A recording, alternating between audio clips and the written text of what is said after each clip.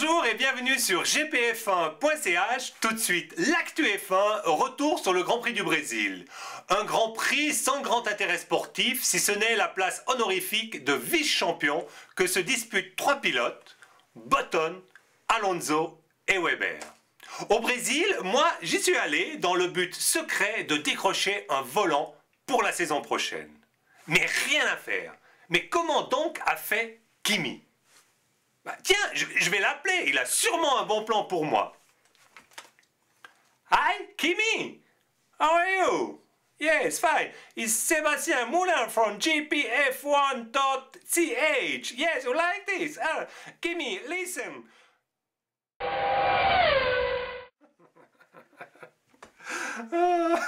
Okay, fine. Okay, bye, Kimi. Bye.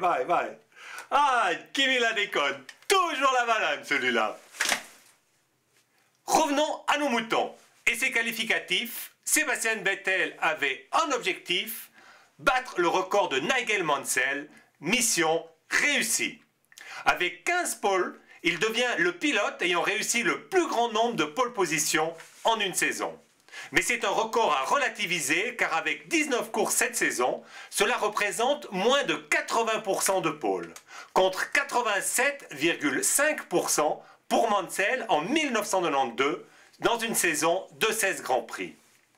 Record aussi pour Red Bull qui décroche 18 pôles en 19 courses cette saison.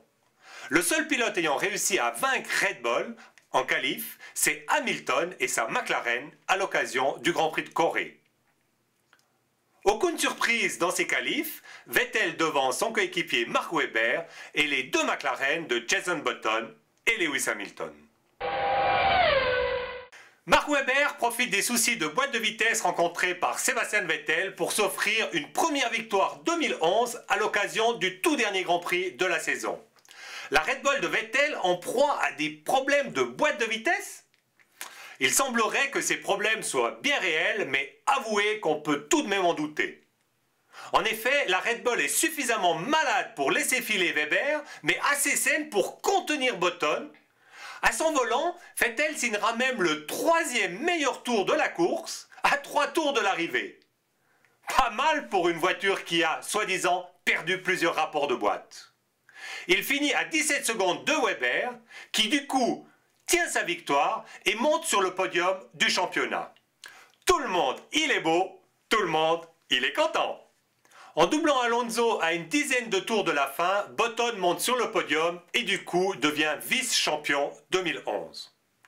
Le perdant du jour est justement Fernando Alonso qui doit se satisfaire d'une 4e place tant pour cette course qu'au championnat. Mais avec une Ferrari nettement moins performante que les Red Bull et McLaren, il n'a pas à rougir de ses performances. Surtout en comparaison à son coéquipier Felipe Massa, qui une nouvelle fois finit 5e et devient le premier pilote Ferrari en 19 ans à ne pas monter sur le podium de toute la saison. Une superbe prestation des deux Force India, très en vue en cette fin de saison. Sutil finit 6e et Di Resta 8e, encadrant la Mercedes de Nico Rosberg. La 9e place de Kobayashi permet à Sauber de se maintenir devant Toro Rosso au championnat. Vitaly Petrov offre le petit point de la 10e place à Lotus Renault Grand Prix qui semble ravi que cette saison se termine. Lewis Hamilton, quant à lui, a dû abandonner suite à de véritables problèmes de boîte de vitesse. Une course finalement insipide que la pluie pourtant annoncée n'a pas perturbé.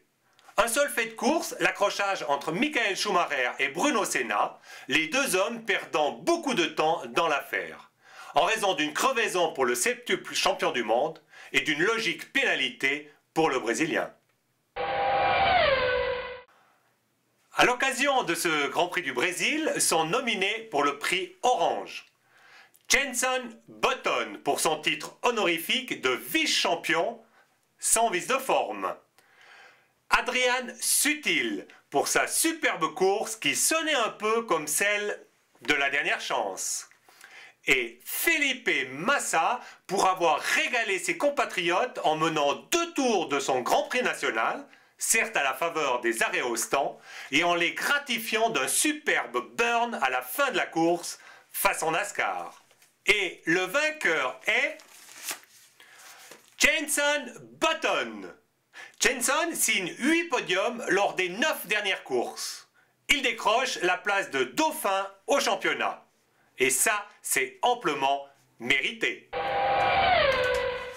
Sont nominés pour le prix Citron cette fois Bruno Senna pour son accrochage en 2 temps sur Michael Schumacher, Daniel Ricciardo, dernier classé de ce Grand Prix, derrière la Virgin de D'Ambrosio. Il est temps pour lui que le cauchemar HRT cesse. Et Jarno Trulli, une énième fois derrière son coéquipier, le sympathique transalpin semble perdre son enthousiasme. Et le perdant est Bruno Senna. Sa manœuvre sur Schumacher ruine sa course, mais surtout celle du Kaiser. Dommage, il semblait en forme. Pas mal de news importantes ont été annoncées cette semaine. En voici les 2 principales.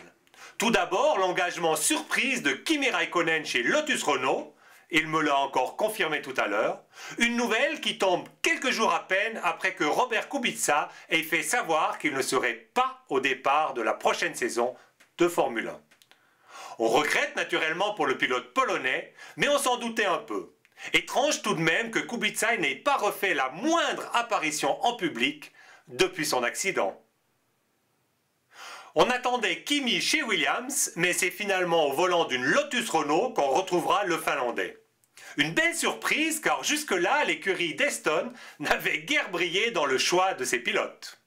Espérons toutefois que cette annonce ne sonne pas le glas des espoirs de Romain Grosjean d'hériter d'une place de titulaire. Charles Pic, de son côté, est le premier pilote français à confirmer sa présence sur les grilles de départ de la saison prochaine. Marussia Virgin lui offre, ou plutôt lui vend, une place de titulaire aux côtés de Timo Glock. C'est le Belge Jérôme D'Ambrosio, pourtant loin d'être ridicule cette saison, qui en fait les frais. Saviez-vous qu'avec le retour de Kimi Raikkonen, nous n'aurons pas moins de 6 champions du monde la saison prochaine, soit un quart de la grille de départ. C'est historique. Kimi Raikkonen rejoint Michael Schumacher, Fernando Alonso, Lewis Hamilton, Jenson Button et Sébastien Vettel. Pas moins de 14 titres à eux 6. Excusez du peu. C'était donc la dernière course de la saison. On retrouvera la compétition en mars prochain. Mais d'ici là, l'info continue sur gpf1.ch. Je vous donne même rendez-vous pour une prochaine émission d'ici Noël afin de faire un petit bilan de la saison 2011. À ma grande surprise, vous avez été nombreux à me suivre cette saison et je vous en remercie. Une petite nouveauté en cette fin d'année, vous pouvez dorénavant vous abonner au podcast via Apple Store. Voilà, il me reste à vous souhaiter une excellente semaine. À très bientôt. Ciao! Ah, Kimi la déconne. Toujours la banane, celui-là.